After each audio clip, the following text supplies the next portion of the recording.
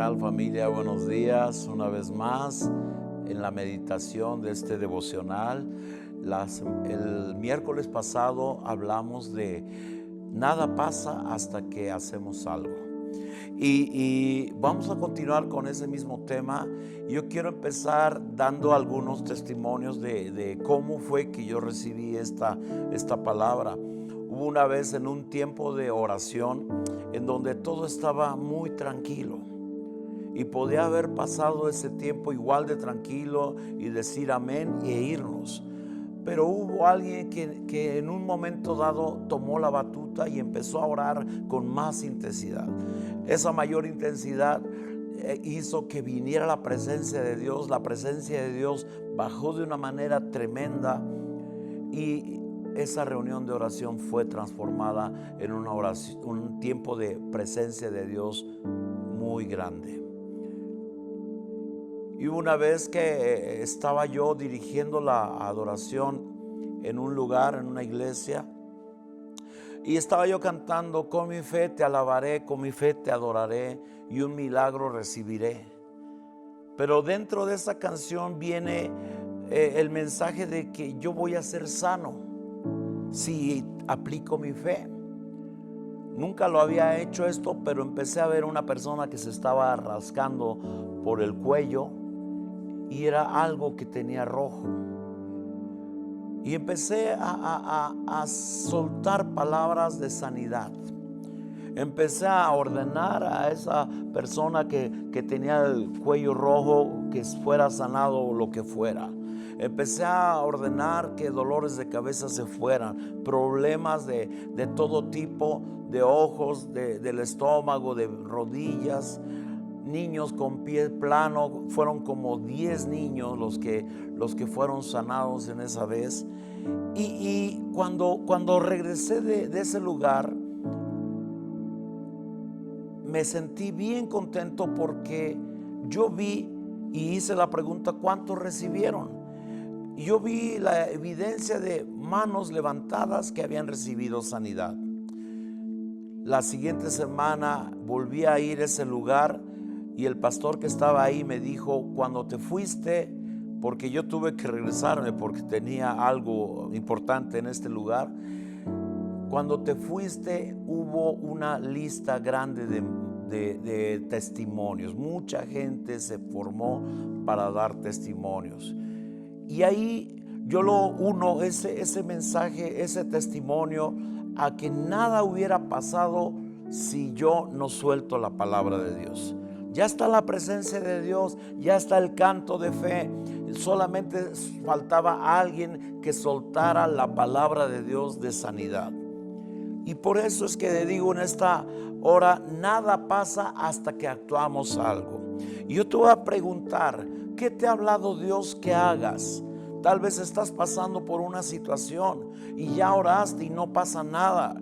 Algo Dios te quiere decir. Espéralo hasta que Él te hable y te diga qué tienes que hacer. O tal vez ya tienes la promesa y no has hecho lo primero. Por ejemplo, dijimos en el miércoles pasado que Dios quiere que seamos prosperados y que tengamos salud. Pero primero tenemos que perdonar, sanar nuestra alma, pedir a Dios perdón por las heridas y soltar todas las heridas. Y en el momento que nuestra alma esté sanada, en ese momento va a venir la provisión, la prosperidad y la salud. ¿Qué quiero decir con esto? Que nosotros tenemos que actuar lo que Dios ya nos ha dicho. Y muchas veces nos va a decir el Señor: ora, pero no te dice cuánto tiempo.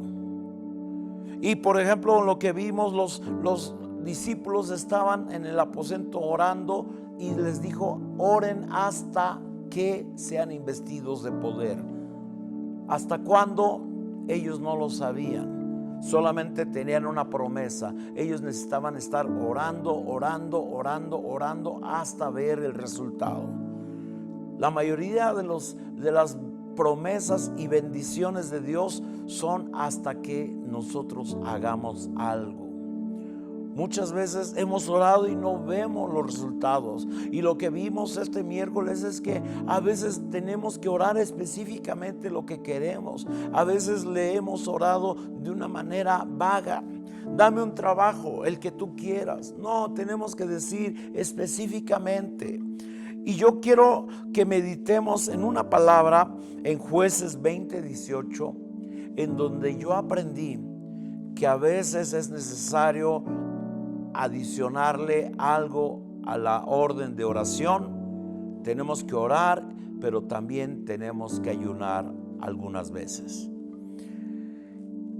Jueces 20:18, el contexto es de que Israel estaba en pleito con la tribu de Benjamín. Y ellos estaban orando, el pueblo de Israel, estaban orando para preguntarle a Dios si ellos iban a ir a la batalla. Lo voy a leer. Luego se levantaron los hijos de Israel y subieron a la casa de Dios y consultaron a Dios, diciendo: ¿quién subirá de nosotros el primero en la guerra contra los hijos de Benjamín? Y el Señor respondió: Judá será el primero. En otras palabras, Dios escogió qué tribu iba a ir adelante para ir a pelear. Versículo 21. Saliendo entonces de Gabá, los hijos de Benjamín derribaron por tierra aquel día 22,000 hombres de los hijos de Israel. Y aquí se me hizo extraño. Ellos salieron a la guerra después de haber orado y perdieron 22,000 hombres. Ellos regresaron y dice el versículo 23, porque los hijos de Israel subieron y lloraron delante del Señor hasta la noche y consultaron al Señor diciendo: ¿volveremos a pelear con los hijos de Benjamín, nuestros hermanos? Y el Señor les respondió: suban contra ellos. En otras palabras, ellos volvieron a llorar, pero esta vez era un lloro diferente. Era un lloro y un clamor porque ellos habían tenido una derrota. Y muchas veces nosotros estamos avanzando en el tiempo de la angustia y cada vez se hace como más difícil, como que empezamos a llorar más y empezamos ya a clamar de una manera diferente. Pero vea lo que pasó en el segundo día. Y aquel segundo día, saliendo Benjamín de Gabá contra ellos, derribaron por tierra otros 18,000 hombres de los hijos de Israel, todos los cuales sacaban espada. Y en otras palabras, volvieron a perder. Y yo me pregunto: Señor, oraron, tú les permitiste ir, pero perdieron. Otra vez ellos ya venían con un clamor y con un ardor en su corazón, con un ruego, volvieron a pelear y perdieron. Y muchas veces es lo que pasa en nuestra vida de oración. Todavía no es el tiempo de la victoria, porque Dios quiere ver algo en nosotros. Tal vez Dios les estaba enseñando al pueblo de Israel a humillarse más. Tal vez estaban muy seguros de que ellos iban a ganar, pero Dios les estaba enseñando: humíllense más. Primer oración, perdieron 22,000. Segunda vez que oraron, perdieron 18,000 hombres. Versículo 26. Entonces subieron todos los hijos de Israel y todo el pueblo y vinieron a la casa de Dios.